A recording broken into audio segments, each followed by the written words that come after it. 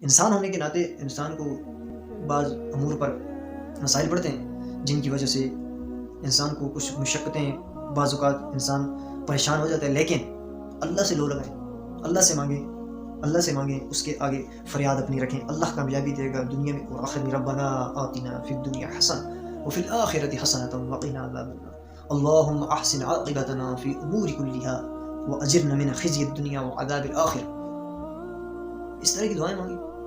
یا حی یا قیوم برحمتک استغیث حسبنا اللہ ونعم الوکیل لا حول ولا قوة الا باللہ لا الہ الا انت سبحانک انی کنت من الظالمین۔ سبحان، اس طرح کی دعائیں سمجھ کر مانگیں اللہ سے نا، اللہ کے ساتھ اپنے جو تعلق ہے اس کو مضبوط بنائیں، اچھا بنائیں، پھر کامیابی حاصل ہو سکتی ہے۔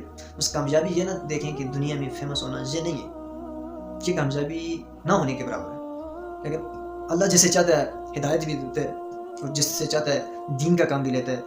اللہ سے دعا ہے اے رب العزت ہمیں معاف فرما، سابقہ جو گناہ انسان سے سرزد ہوئے ہر انسان سے ہوتے ہیں، ہر ٹائم انسان کو معافی مانگنی چاہیے اپنے رب سے، وہ رب ہے نا، اسی سے معافی مانگ سکتا ہے، اور کسی سے انسان معافی اس طرح سے نہیں مانگ سکتا۔ وہ رب کی ذات ہے، اس کے سامنے گڑ گڑائیں، روئیں، یا رب العزت سابقہ گناہوں کو معاف فرما، کبیرہ گناہ کی اس پہ توبہ کرے، نادم ہو جائے نا جب بندہ، تو اللہ کی وہ ذات ہے وہ معاف کر ہی دے گا، اس نے ظن رکھا کرے۔